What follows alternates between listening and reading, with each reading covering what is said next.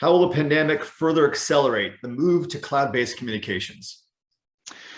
So this is a little bit more of the same, I think. Obviously, we now have people, as we have been talking about, working from anywhere, not just working from home. They're working at the coffee shop, they're working at co-working spaces, they're working at the airport, they're working in hotels, and the demand is for immediate access anytime, anywhere, on any device, and it needs to be secure. So you've got to start with that. Again, what are the needs of the human? What is the human component? And how do we design technology, and how do we leverage technology to support them and their needs so they can support their customers, whether it's external customers or their internal customers?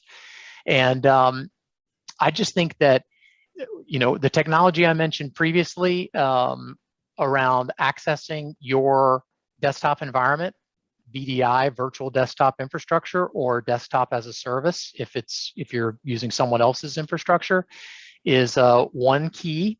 There's three. The second one is your communications and collaborations tools, like Zoom, RingCentral, Microsoft Teams, etc. And I've got some interesting ideas there on Microsoft Teams, by the way, that we'll get to. And then another thing that we're seeing quite a bit, that is absolutely a move to a cloud-based technology, is enterprise content management.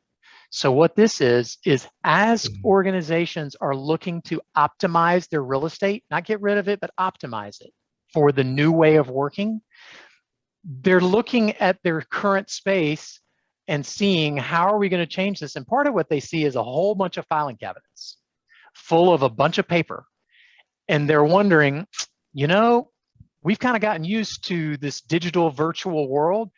Maybe we can do something with A, the paper that we have, digitize it, and B, let's do something about the new documents, the new information that's constantly coming in, and manage it in a better way, somehow get it to a digital format, tag it appropriately so that we can find what we're looking for later and just better manage these workflows. So we are seeing quite a few organizations looking at enterprise content management solutions for that issue.